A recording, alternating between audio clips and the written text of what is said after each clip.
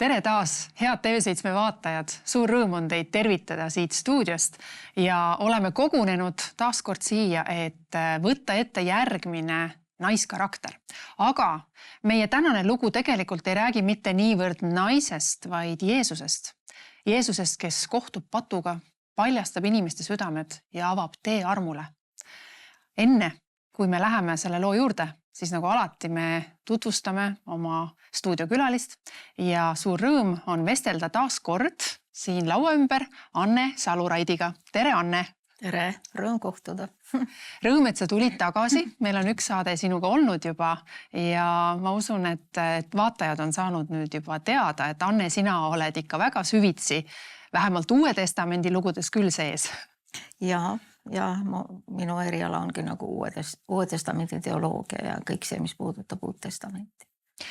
Selles mõttes on meil suurepärane saak laua ümber. ja aitäh, Anne, tulemast ja Külvi sulle ka tere. Tere.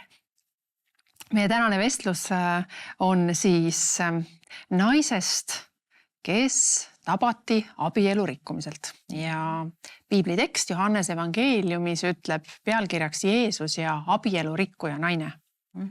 Nüüd selle looga on tegelikult väga mitmed sellised küsimused ja segadused olnud ja me vist juba peame ka tõdema seda, et ega siin see naine ei olegi see kõige olulisem, kui me vahetevahel saame rääkida naise südamest ja mida see naine tegi ja mis roll temal oli, siis täna me peame pigem rohkem minema juba teoloogiasse ja sügavamatesse, tõsisematesse äkki võimumängudesse või kuidas isegi neid nimetada.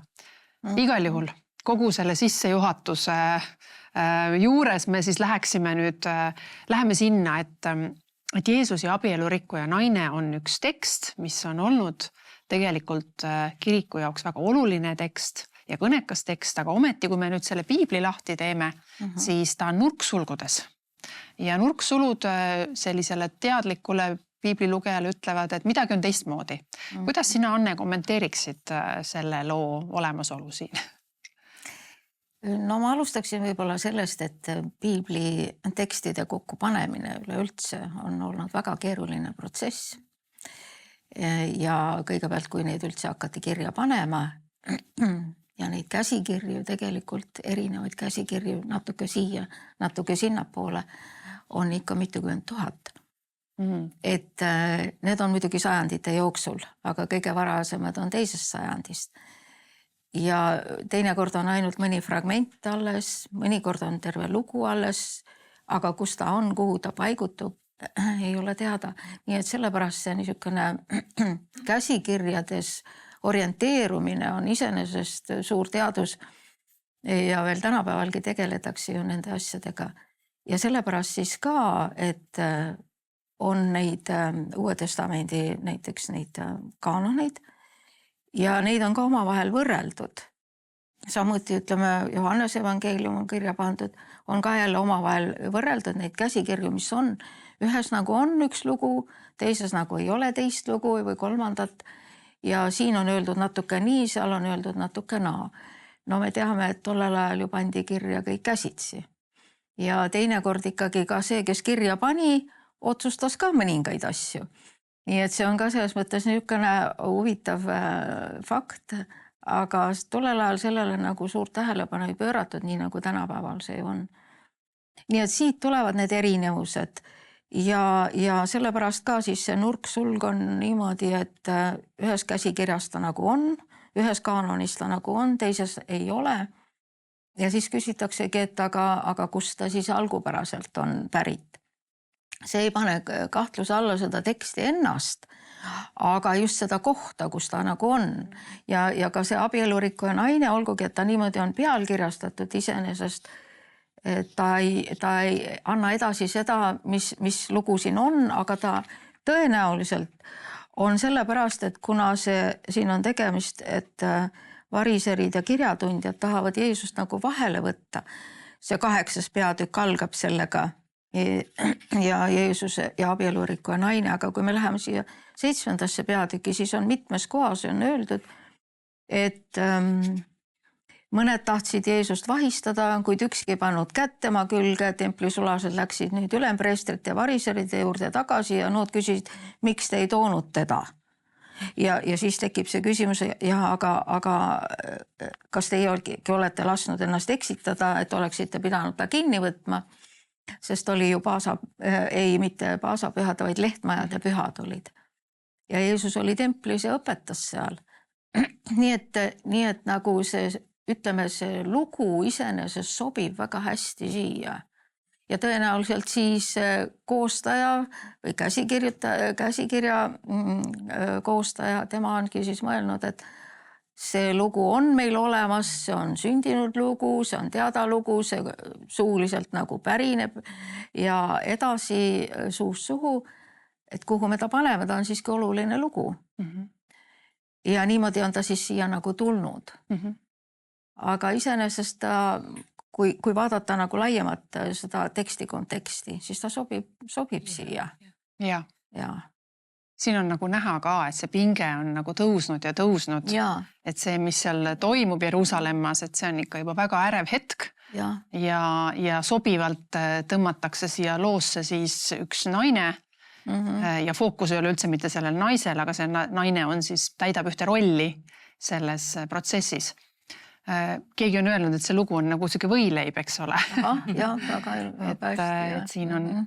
Ja, nii et me võime siis lihtsalt, aususe huvides on nagu hea, eks ju ütelda, et jah, mõnedesse algsetesse käsikirjadesse see lugu ei ole kuulunud, aga samas kirik on teda pidanud nii iseloomulikuks Jeesusele, et ta on seda säilitanud ja ta on väga varane ja laialt tuntud. Kas ma võin siia lisada näiteks, et ka Markuse evangeeliumi lõpp on ju see sama küsimus. Just.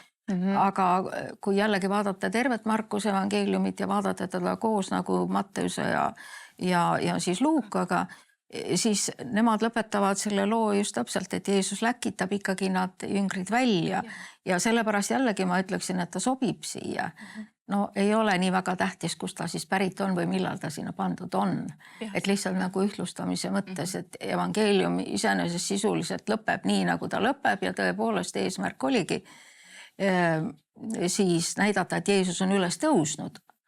Aga nüüd, mis edasi saab? Nii et sellepärast siis ta lõpetab nagu selle, et nüüd läheme Galileasse ja nüüd hakkab uus elu. Nii et keegi ei peaks mõtlema, et kui on sulud ümber, et siis see ei ole kuidagi õige või et see on kuidagi kellegi teise poolt välja mõeldud lugu, vaid pigem, et on fragment ja see peaks kuhugi sobituma, et võtke täis südamega. Kindlasti ei ole, minu arvates ikkagi tavalugeja ei pruugiks nagu nendele tähelepanu pöörata. On minu arvamus. Väga õige. Kas te olete nõus, et kui ma äkki loen ikkagi selle teksti ja loo ette, et need, kes ei ole praegu kursis sellega, siis nad saaks olla ka kaasas ja siis ma juba järgmisena tahaks küsida, et mida me siis ikkagi selle naise kohta vähemalt teame või arvame ja kuidas see siis edasi läheb. Aga Johannes evangeeliumi 8. peatükis on see lugu siis nii, et koidu ajal tuli Jeesus siis tagasi pühakotta ning kogu rahvas tuli tema juurde ning ta istus ja õpetas neid. Aga kirjatundjad ja variserid tõid abielu rikkumiselt tabatud naise, panid ta keskele seisma ja ütlesid Jeesusele, õpetaja, see naine tabati abielu rikkumiselt. Mooses on seaduses käskinud niisugused kividega surnuks visata. Mida nüüd sina ütled? Aga seda nad ütlesid teda proovile pannes, et nad saaksid teda süüdistada. Jeesus kummardus ja kirjutas sõrmega maa peale. Aga kui nad küsides peale käisid, ajas Jeesus enese sirgu ja ütles neile, kes teie seast ei ole pattu teinud, visaku teda esimesena kiviga. Ja ta kummardus jälle ja kirjutas maa peale. Ja seda kuuldes lahkusid nad üksteise järel, vanematest alates, jäid üksnes tema ja keskel seisev naine. Jeesus ajas enese sirgu ja ütles talle, naine, kus nad on? Kas keegi ei ole sind surma mõistnud? Tema ütles, ei keegi issand. Aga Jeesus ütles, ega minagi mõista sind surma. Mine ja nüüdsest peale ära enam tee pattu. Amen.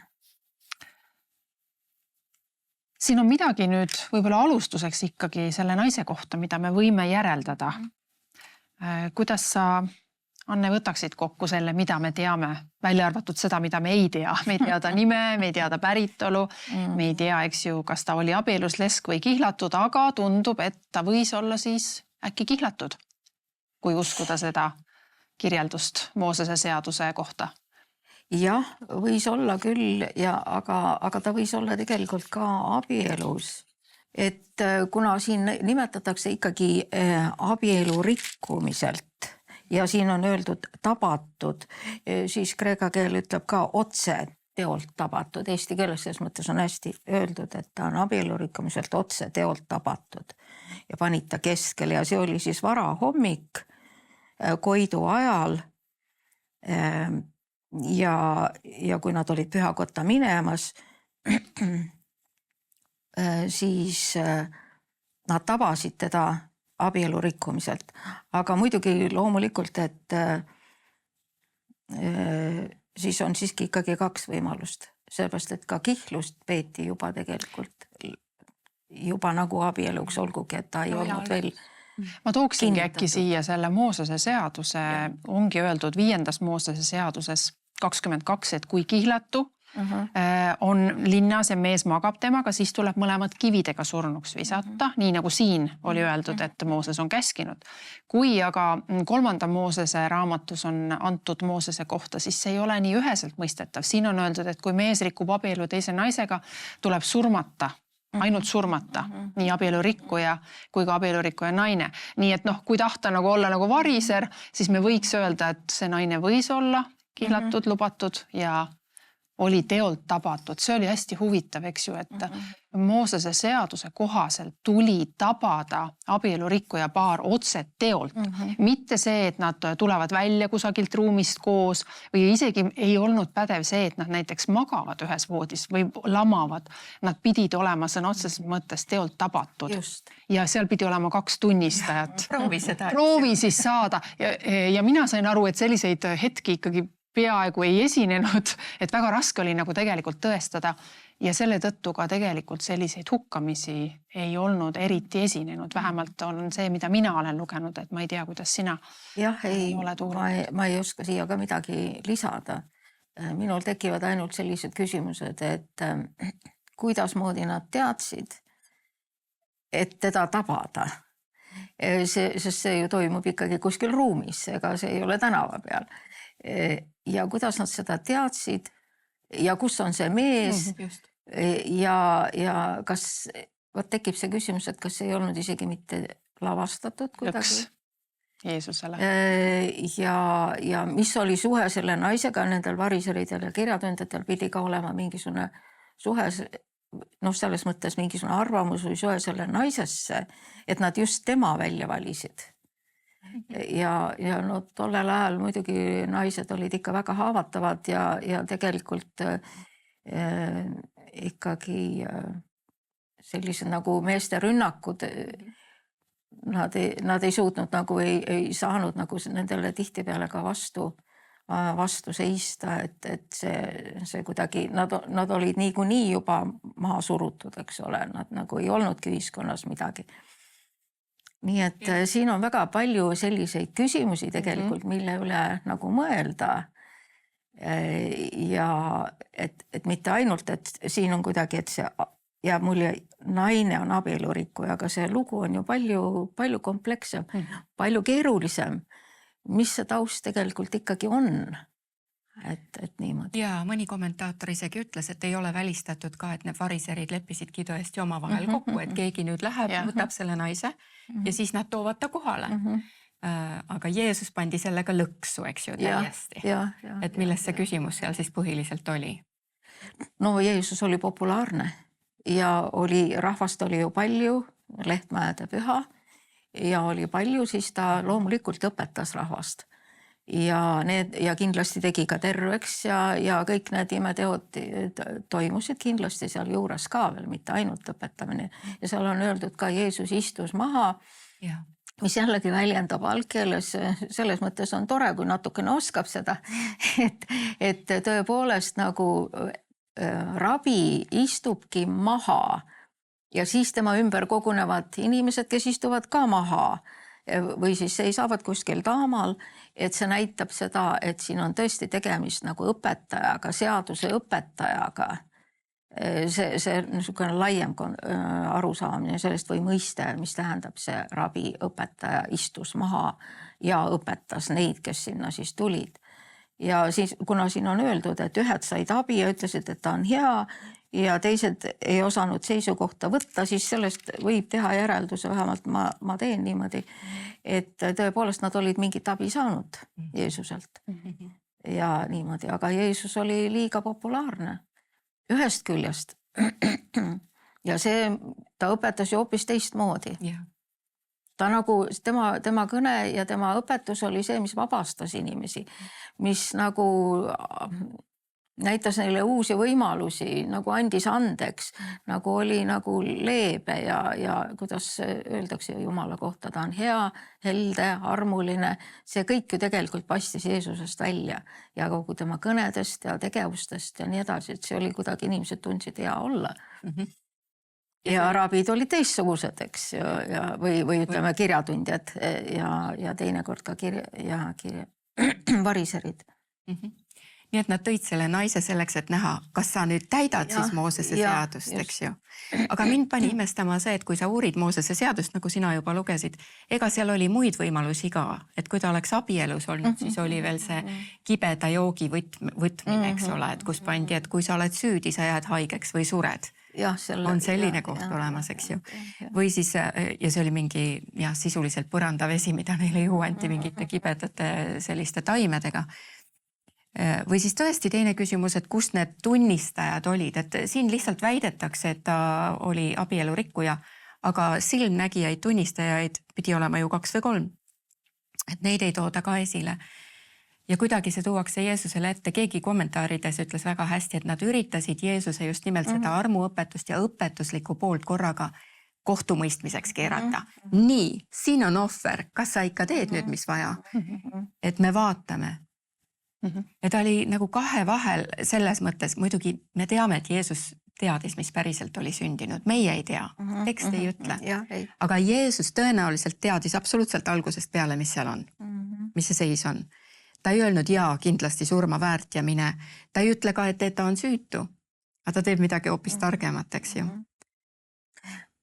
Aga milles oli asi veel oli, et tegelikult sellel ajal ei tohtinud Rooma riigis surmanuhtlust üldse teha. Igatepidi ta oleks olnud kas Moosese seaduse vastu või Rooma seaduse vastu, kui ta oleks hakanud nüüd liikutama. Ja selles mõttes oli väga kavalasti välja mõeldud see asi, et ühest küljest just täpselt, et kas sa siis ei täidagi Moosese seadust, ise sa õpetad siin, oled nagu toora tundja ja nii edasi, aga teisest küljest kahtlemata olid seal pühade ajal olid ikkagi linnas ka Rooma siis, kuidas neid nüüd nimetada? Valitsejad, halvurid. Politsei, valvurid, no põhiliselt ja korrapidajad tänapäevas, kui niimoodi kasutada neid sõnu.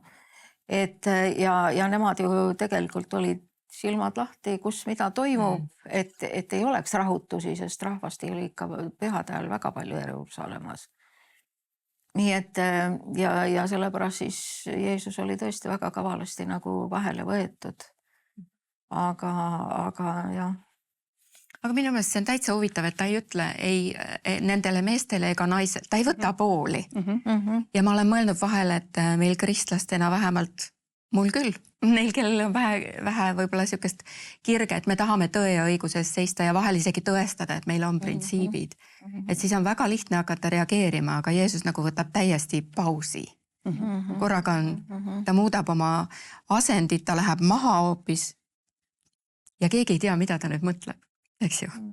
Ja tegelikult me tekstis ei tea ka, mida ta nüüd joonistab või kirjutab, et see sõna, mis seal kreeka keeles on all, eks ju, võib tähendada nii, ta võib lihtsalt jooni tõmmata, aga võib-olla ta kirjutas ka... Ei, see tekstis nagu ei tule välja. Aga see, et ta üleüldse niimoodi maha kummardab ja kõik nii edasi, tegelikult mulle isiklikult tundub, et ta ei tahtnud üleüldse sellesse asjasse nagu ennast või segada, sellepärast, et ta nägi need ju läbi. Et siin ei ole ju midagi rääkida, et teie olete seaduse tundjad ja teate väga hästi, kus siis see mees on. Naine on siin, aga kus siis mees on. Et kui te nüüd järgite Moosese seadust, siis peaks ju asi korrektne olema. Ja eriti variserid, kes olid ju igas asjas olid väga nagu juuksekarvalõhki ajamas. Nii et aga see, mida ta siis maha kirjutas, ega seda ei olegi kuskil lihtsalt, et ta kummardas ja kirjutas maha. Aga kui ta oli templis, siis ta kirjutas ilmselt sinna templi põranda peale. Sinna ju midagi ei pidanud jääma. Templi põrandad ilmselt olid ju kivi, eks, marmor tõenäoliselt. No igal juhul kivi. Aga siis on igasuguseid asju mõeldud. Jah, et ta kirjutas näiteks nende süüdistajate patud, eks. Või siis on öeldud, et ta kirjutas Moosese seaduse sinna. Et vaadake, Moosese seadus ütleb hoopis midagi muud. Ja küll naine küll, aga ta ütleb, kuidas sa ennem lugesid, eks ole, ka mees tuleb kividega surnuks visata, sest nad ütlevad, kas Moosese seadus ei ütle, et ta tuleb kividega surnuks visata. Ja selles mõttes jah, nagu sa ütlesid, ta võis tõepoolest kihlatud olla hoopis. Nii et ja niimoodi, aga nad siin on öeldud, nad käisid talle peale, aga nad käisid talle peale, ajas Jeesus end sirgu, ütles neile, kes siis teie seast on pattu teinud, visaku siis esimene kivi. Ja nüüd ta siis kummardas ja kirjutas maa peale. Ja et sellepärast siis öeldaksegi, et võib-olla siis ta kirjutas sinna, et kuule vaata, sinul on see patt, sinul on see ja kõik nii edasi. Ja rahvast on väga palju, eks.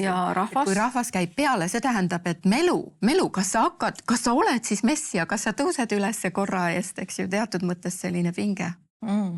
Aga muidugi rahva uudisimu ikkagi ka, et mis nüüd saab, eks ole. Õpetaja on meil siin ja räägib, et kuidas tema nüüd asja lahendab. Väga geniaalne viis, kuidas Jeesus lahendas, eks ju, selle ummikseisu, et ta pööras nagu selle fookuse nende enda seaduse tundjate südamele. Südametunnistus, kui oluline, eks ju, see on, et kas meie saame kedagi kohe kivi võtta, eks ju, kui meil on endal andeks andmist, kui palju Jeesuses ja tema vabaduse seaduses. Ja vaata, Jeesus teadis ju, et variserid ju kaitsevad innukalt õigust, aga mitte nii-öelda tunnetuse kohaselt, et nad ei tunnista tõtt enda olemuse ja oma suhte kohta Jumalaga. Näevad selgesti teise pattu, aga on pimedad oma patu suhtes. Et see, ma arvan, see hääl hakkas nende sees, see Jumala sõrm hakkas võib-olla nende sees ikkagi kirjutama nende patte, sest et siin on öeldud, eks ju, et selle pausi hetkel, kus inimesed said reflekteerida ja mis see tähendab, et kes teist on patuta visaku esimesena, oli see koht, kus öeldi, et vanadest alates hakkasid kõik ära minema. Mitte noored ja kirglikud, vaid need vanemad, kelle peale niikuinii vaadavad üles. Vanematest alates. Ehk siis selles mõttes, et vanemad mehed, kelle süda tõenäoliselt, seal võis olla ikkagi peidus kõige selle sees ka see südametunnistus ja elukogemus ja lõpuks arusaamine, et mis tegelikult on tõene Jumala ees. Või ma ei tea, mis see võis olla? See on väga hea. Just see tuleb välja siit see, et variserid, eks ole, kuidas nende kohta öeldakse, nad olid väga täpselt kõiki asju, reegleid, seaduseid, absoluutselt kõik ette kirjutasid täitma. Nad olid selle koha pealt eeskujulikud ja maksid seal 10 ja mis nendel olid need asjad kõik, mida nad pidid tegema. Ja nad piinlikult seda kõike tegid. Ja peale selle siis nad tundsid ju ka veel seadust ja õpetasid tegelikult ju ka rahvast ja rahva seas üldiselt nad olid ikkagi lugupeetud, sellepärast et nende käest võis alati küsida, kui oli mingisugune küsimus. Aga nüüd Jeesus toobki selle välja, et see ei ole nüüd see, mida Jumal tahab, eks ole, et see on väga inimlik ja sa nüüd püüad selle oma Jumala nagu poolehoiu võita ära nende tegudega, nendega ühesõnaga ma teen seda, kõik on hästi. Ma püüan mitte milleski eksida ja näed, ma olen nii tubli, et ma isegi teiste patud toon välja. Ma olen nii tubli, et ma isegi ei suuda näha patu tegemist. Ühesõnaga, aga Jeesus pöörab hoopis vastupidi, et see ei ole see, mida Jumal sinult ootab. Ta ootab, eks ole, et sa oma südames pöörduksid, sa südames pöörduksid ja Jumal tahab ikkagi seda suhet inimesega, mitte tegude läbi, vaid suhte läbi, isa lapse läbi. Et see on see, mis ja võimalik jah, tõepoolest, et ka siin on näha seda püha vaimu tööd. Et tõepoolest keegi siis ei julenud seda kivi esimesena visata ega üleüldse seda kivi maast võttagi, vaid nad läksid ära üksteise järel, nii et nagu. Mina mõtlen lihtsalt selle koha peal seda, et kas me ei ole täna selles kohas, kui Jeesus loeb templis seda Jesaja kirja, eks ju, ta lõpetab enne kohtumõistmist, ta ütleb, täna on andestuse päev, eks ju, et ma olen saadetud selleks, et tuua halastust ja andestust. Nüüd juudid ja variserid tõesti olid väga nõus ja väga vilunud seaduse tähte taga ajama, mis tähendas kiiret kohtumõistmist, ranget kohtumõistmist, hirmu selle ees, et kui patt hakkab nagu, aga Jeesus võitis patu, et kui sa teoloogiliselt nüüd siin mõtlema hakkad, siis ühelt poolt me saame aru, miks variserid üritasid, vähemalt puhta südamega. Oli ju neid, kes tahtsid tappa ükskõik mis hinnaga. Aga räägime puhta südametunnistusega variseridest, tegelikult nende kirge ei saa pahaks panna. Nendel oli öeldud, kui patt hakkab levima, siis tuleb häving Iisraeli lastele ja Jumal läheb eemale ja jätab nad maha. Et me peame nagu sellest aru saama, et kogu see motivatsioon ei olnud automaatselt halb üldse. Aga nüüd oli äratundmine selles, et kas Messia on siin. Kas tema on nüüd see, kes on õiglane kohtumõistja ja kes on võimeline nägema inimeste südameid? Või me paneme selle Jeesuse poisi tegema täpselt seda, mida meie tahame. Et kas ta allub meie manipulatsioonile. Ja selles mõttes see, et Jumala või Jeesuse käitumine paneb nad enda südame tunnistusega vastastikku on nagu kõige võimsam liigutus, mida teha saab. Et kas sa oled patuta? Kas sind ei peaks kividega viskama? Kas sina oled see, kelle vastu nagu seadus üldse ei räägi praegu? Et mulle näib hetkel, et me võime vahel olla olukordades, kus me näeme päriselt kurjust, võib-olla sellist seaduse väänamist ja asju, aga meie ei too kohut täna maha, vaid me usaldame Jumalat ka nendes asjades, eks ju, et see on üks võib-olla raske tegu vahel. Jaa, ma tahtsin natukene siit veel edasi minna, et kui me küsime üleüldse, Jumal on ju kõik loonud, seal on oma kord, seal on oma seaduspärasused, seal on omad seadused. Täpselt niisamuti nagu inimese loomisel ja inimese elule on ka Jumal nagu näinud ette teatud seaduspärasused, kuidas inimene elab ja kuidas ta võiks elada hästi laiemas mõttes nagu. Et siis ühest küljest on neid seaduseid nagu vaja ja Jumal on need andnud ka inimesele, kuidas reguleerida elu, oma isiklikku elu, suhteid ja seda, kuidas sa maailmas elad ja on andnud isegi, eks ole, kuidas külvata ja künda. Et inimesel oleks mingisugused nagu reeglid. Aga see on antud selles mõttes, et tõepoolest maailm toimib niimoodi sellepärast, et Jumal on selle loonud. Jumal on selle loonud, aga see ei puuduta Jumala inimese suhet. See ei puuduta seda, vaid selle üle kõige, selle on ikkagi see Jumala ja inimese suhe. Et ma ütlen sulle, kuidas sa kasutad seda iPadi. Aga see ei tähenda seda, eks ole, et meie suhe on hoopis midagi muud kui selle kaudu. Vaid niimoodi. Aga ma õpetan sind, ma aitan sind. Nii et selles mõttes mina ikka ütlen, et Jumala seadused ei ole mitte käsuseadused, vaid nad on ikka juhised, nii nagu juudid ise ka ütlevad, need on juhised, need on õpetused, need on kuidas üht ja teist asja, kuidas sa üleüldse maailmast aru saad. Et siin on see, aga kahjuks kuna see seadus iseenesest kujunes nagu pühaks asjaks iseenesest, ütleme kas või Jumal, kelle nime ei tohigi suhu võtta üleüldse, et niimoodi, et siis see on läinud nagu selliseks inimlikuks ja inimeste poolt seatud seadustest, mis ei ole Jumala poolt antud. Ja siis sa takerdud ja siis sa mässid ennast selle kõige sisse, siis sa enam ei saa ise ka aru, eks ole, et tegelikult Jumal on sealt ammule kadunud. Jumalat enam ei olegi üleüldse. Ja huvitav, et tekst ütleb, et nende motivatsioon oli teda lõksu võtta. Jah. Just. Jeesus tundis seda, ta teadis ju seda, eks ju, et siin näitab ka seda, et nad ei olnud lihtsalt teadmatusest, vaid nendel oli motivatsioon. Ja ka mitte lihtsalt ainult kinni võtta või et ta läheks vanglasse, vaid lausa tappa. ja sellepärast nad tulevad ka, et see naine tuleb tappa, eks, aga Jeesus väga ilusti tegelikult siin on väga hea näide sellest, kuidas tekst ja sobib, sellepärast, et mida ta ütleb naisele, ega minagi sind hukka mõista, mine ja nüüdsest peale ära enam tee pattu, ma annan sulle elu, mina ka ei mõista sind hukka. Ma ei mõista sind, ta ütleb, kas keegi on sind surma mõistnud, mina ka ei mõista sind surma, ma annan sulle elu ja järgmine edasi tekst ütleb, Jeesus on maailma valgus ja siis Jeesus rääkis neile, mina olen maailma valgus.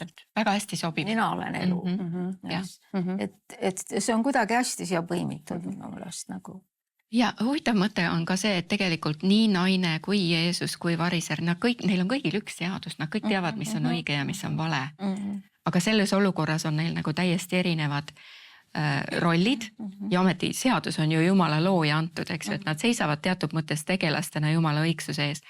Nüüd hästi imelik on tegelikult see, et seal ei ütle Johannes ka, et naine oleks kuidagi abi palunud või hüüdnud appi või öelnud, et ma parandan meelt või naine on peaaegu kõrvaltegelane selline stoiline nagu karakter, kellel ei ole palju kirjeldust. Selles olukorras ta oleks võinud ju kas siis messia poole pöörduda või hüüdnud, et alastage või ei ole üldse. Esimene, kes siis lõpuks nagu naise poole üldse pöördub ja tahab naise häält kuulda, ongi Jeesus ise.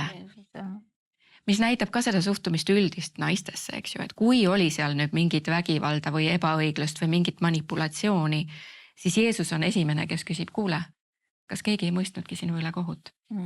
Et korraga me jõuame jälle selleni, et Jeesus kõnetab naist. Terve ühiskond teatud mõttes on harjunud mitte kõnetama naisi. Ja Jeesus küsib, naine, kus nad on? Mina mõtlen ikkagi nende variseride südame peale, sest et seda Jeesus ju paljastas praegu siin, nende motiivi ja see tuletas mulle meelde, see Jeesuse ütlus, et kes teie seast on patuta, visaku esimene kivi, oleks umbes sarnane mõte, mida ütleb apostel Peetrus oma kirjas, et käes on aeg kohtumõistmisel alata Jumala kojast. Ja nagu tundub see ka, et Jumal väga tõsiselt suhtub sellesse, kuidas tema rahvas, kuidas tema juhid tegelikult Jumala ees suhestuvad oma südamega. Ja see inimese südame motiivide paljastamine on üks asi, mida Jumal võib üsna suure halastamatusega lasta juhtuda. Ja ma arvan, et see on väga tõsine hoiatus tegelikult ka. Kui me kipume nagu tahtma Jumalat üle mängida, Jumal sa ei näe tegelikult, mis mu sees on. Just nagu ma saan su ära petta, mis tegelikult on, et sa ju näed, kuidas ma tegelikult ikkagi ju teenin ja olen väga auväärne ja austatud koguduses. Ja ma toon siia lihtsalt selle mõtte, et ma olen viimasel ajal üha rohkem näinud seda kogudustes laiemalt, mitte ma ei räägi Eestist ainult, ma räägin tegelikult ikkagi laias mõttes, kuidas Jumal laseb ka sellisel ebapühadusel, ebapuhtusel tulla kogu aeg esile. Juhtide seas, liidrite seas. Need, kes peaksid olema valguseks ja eetiliseks eeskujuks, nende korruptsioon ja nende südame siis nagu rüvedus ja nende elud, Jumal laseb sellel tulla nagu esile. Ja see on täpselt seesama sõna, et kohtumõistmine algab Jumala kojast. Jumal ei vaata läbi sõrmede, Jeesus ei vaadanud ju ka läbi sõrmede selle naise patule. See ei ole see, et seda on kardetud, et äkki sa mõistad seda lugu selliselt, et äkki kuidagi Jumal, et sa vaatad ka läbi sõrmede minu patususe. Ei, tagajärjed on meie pattudel ikkagi olemas, aga siin on see armu ja halastuse printsiip, mis siia juurde nagu Jeesuse näol tuli seaduse kõrvale, eks ju. See osa. Aga just, et ma tahan nagu öelda ja ma tegelikult kasutan siin seda hetke, et ma näen ja ütlen seda nagu täie südame värinaga, et meie südame motiivid oleksid Jumala ees õiged ja puhtad, sest et ma usun, see aeg on käes päriselt, kus Jumal raputab kõike seda maailma ja kõik, mis ei ole rajatud kaljule, see variseb meie eludes. Kõik meie motiivid, ambitsioonid, meie salapatud, meie mis iganes me siin ka vahetevahel koguduse keskel teenides oleme endale ehitanud oma teenistused, mis ei ole tegelikult Jumala poolt allkirja saanud või templit saanud. Ma arvan, et see aeg on käes praegu ka, et see ei ole ainult see, et see juhtus Jeesuse ajal siin vaid see juhtub tänapäeval nüüd ja me hakkame seda nägema üha rohkem. Jah, see on väga õige, seepärast ta ütlebki, et nüüdsest peale enam ära teebatu. Nüüdsest peale, et mul tuli just selle sinu jutu peale see, et kohtumõistmine küll, aga et me mõtleksime või me mõistaksime tegelikult ja julgeksime siis oma need südame asjad, ükskõik kui koledad nad on, välja tuua, sellepärast et Jumala kohtumõistmises on arm. Ta toob need välja nagu ravimiseks, mitte selleks, et sul... Ta ei taha, et ükski läheb, vaid ta tahab järvendada. Just täpselt, et ta ravib selle kaudu sinna. Ja see on väga oluline, et kui me räägime sellest, et siis ka, et ei ole vaja karta, ei ole vaja hirmu tunda, Jumal niikuinii teab ja näeb. Aga just, et siis tuleb see lahendus, siis tuleb rahu, siis tuleb rõõm, sellepärast sa oled ise ka saanud mingisugusest koormast lahti, millestki, mida sa isegi ei teadnud, et sinus oli. Et ma usun, me oleme kõik seda kogenud, eks ole, et ühel päeval avastad midagi niisugust või püha vaim toob sinus välja midagi niisugust, siis ütled tänu Jumalale. Tänu Jumalale.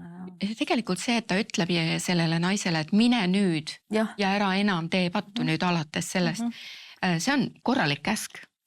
See võib-olla oli ka midagi sellist, kes teab, võib-olla see naine oligi ennast ohvrina ja ära kasutatuna ja manipuleeritavana näinud. Naiste rahvana see, et sa ei tee pattu, on ka vastutus. Et sa ei lase teatud asjadel sündida, sa ei luba ennast teatud kompromitee. Nüüd sa tundsid ära Messia, kes andis sulle elu. Sa oled kohanud teda näost näkku, ta andis sulle uue alguse. Ära enam tee pattu. Et selle sõnaga kaasneb ka vägi, mitte teha pattu. Ja ma vahel mõtlen, et kas ei ole ka see, et me mõtleme, et Piibel räägib nii ilusaid asju, et me oleme pühad Jumala rahvas, aga et tegelikult me ei saa hakkama, et keegi ju ei saa hakkama ja me nõustume. Aga ei, Jumala püha vaimu läbi, Paulus väga selgelt ütleb, me oleme väelised, võimelised elama uue seaduse järgi. Ja et neile, kes elavad vaimu läbi ja vaimus teenivad Jumalat, neile ei ole enam kohtumõistmist, mitte sellepärast, et nad oleks täiuslikud, vaid sellepärast, et nad teenivad Jumalat vaimu käsku mööda. Et see oli ka andis, ma arvan, naisele täiesti ikkagi uue elu ka. Jah, see on huvitav, sellepärast seal Rooma see 8.1 ütleb küll niimoodi, aga seal on huvitav on see, et seal ei räägita mitte hukkamõistmisest, vaid surmamõistmisest. Mis on ju just täpselt see, millest me nüüd oleme rääkinud, kas surma või ellu. Et seal on täpselt samuti öeldud, nüüd ei ole enam mingisugust surma mõistmist neile, kes on Kristuses Jeesuses. Väga põnev, ma ei teadnud seda. Ja, niimoodi. Ja surmakäsu needuse alt oleme vabastatud. Et see on kogu aeg ikkagi surmaga seotud. Surmaseadus on ju see, mida Paulus ütleb. Ja. Väga vägev. Väga vägev. Just. Et talle anti vaimu käsk elada Jumala auks. Ja me usume, et äkki see nii oligi, et see naine, ma arvan, saades kogeda ja kohtudes Messiaga, ma usun, et minul on küll suur usk, et see andis talle jõu minna ja elada teistmoodi. Sest see lause just nagu viitab sellele, et see naine ei olnud patuta, on ju? Kes on patuta, ei saa me kellegi kohta öelda, aga võib ka olla, et selle patuta, et ta ei olnudki, et ta tegelikult oligi süüdi ja oligi tegelikult ka seotud afääridega, abieluvälise suhtega või mingite asjadega, aga see viis, kuidas Jeesus tuleb ja pakub nagu uut elujõud võimalust, see on nagu väga hea mõte siia. Keegi oli ka kirjutanud ja mulle väga mind tabas see mõte oli see, et tegelikult Piiblis me nüüd kutsume seda abielurikkumiselt tabatud naine, mida me täpselt ei tea, või patune naine. Patune naine kindlasti, me oleme kõik patused. Aga et võib-olla oleks olnud parem ütelda siis, et Jeesus paljastab variseride südame või oleks võinud ka, et õigeks mõistetud naine. Et meil oleks palju selgem pilt sellest, mida Jeesus tegelikult tegi. Et praegult me jääme rääkima sellest pattu teinud naisest, keda me täpselt me ei tea, mis seal taga oli. Jeesus ei ütle ühte ega teist pidi tegelikult. Aga õigeks mõistetud naine või jah, et Jumalal on evangeelium, see rõõmusõnum, kõigis olukordades. Ja see naine nägi Jeesust. Ja mul tuli selle peale niisugune mõte, ma usun, et see polegi paha mõte, et võimalik, et see lugu oli ja et see on tähtis lugu, paneme selle kirja ja tegelikult oligi niimoodi, et selle sõnum oligi just see, mida sa ütlesid. Jeesus mõistab õigeks surmast ellu. Jah. Aga sest need pealkirjad on ju pandud sajandeid hiljem. Ja siis nüüd see, tema saab asjast teistmoodi aru, aga võib-olla algselt oli just vastupidi see, mida sa ütlesid. Muutuse viima. Ja mina ettepanek. Tegelikult mina tahan siin öelda küll kommentaariks, et need pealkirjad, siin vahepealkirjad on minu arust päris häirivad ja eksitavad. Sest et algselt on ju see tekst, see lugu läheb ju edasi ja see pealkiri nagu tõmbab su korraks sellelt mõttejoonelt nagu ära. Nii et mina ise üritan vältida neid vahepealkirju lugedes, aga... Mulle väga meeldib mõelda ka selle peale, et see on sõna otseses mõttes selle keskel. Nüüd see juhtum on pandud sinna, kus Jeesus räägib endast kui maailma valgusest. Ja Paulus räägib ju väga hästi, et käsk on tulnud selleks, et me tunneksime ära patu, aga tal ei ole meelevalda meid viia ellu. Aga Jeesus kui valgus toob seadusele õige valguse peale ja näitab, kes tema on elav, kes täitis selle seaduse ära. Et teoloogiliselt see on väga nagu rikas, kui sa mõtlema hakkad, et ilma temata see naine olekski pidanud võib-olla surema. Keegi ei oleks täis seisnud, aga täna tema on maailma valgus, ta toob elu sinna, kus muidu oli surm. Ja siia lõppu ma saakski lugeda Johannes evangeeliumi esimesest peatükist 17. salm, minu arust siin läheb see tõeks. Seadus on ju antud Moosese kaudu, arm ja tõde aga tulnud Jeesuse Kristuse kaudu. Ja samamoodi psalmist ütleb ju, et ainult temas on halastus ja tõde koos, ainult temas annavad õigus ja rahu teineteisele suud. Ta räägib siin Messiast Kristusest. Aamen. Wow. Et väga tabav Jumala sõna on minu arust nii hea ja aitäh Külvi ja aitäh Anne nende mõtete eest. Ma saan aru, et siit võiks veel minna edasi sügavamale ja mõtteainet on palju selle looga seoses, aga ma usun, et me saime täna natukene maitsta ja puudutada selle põhiprobleemi ja seda, mida Jumal pakub inimesele, kes tunneb, et tema süda süüdistab teda või siis vastupidi. Amen. On kõva ja kange, et Jeesus on tulnud, et paljastada ja pakkuda meile armu. Amen, ütleme siin ja aitäh teile veel kord ja aitäh head vaatajad.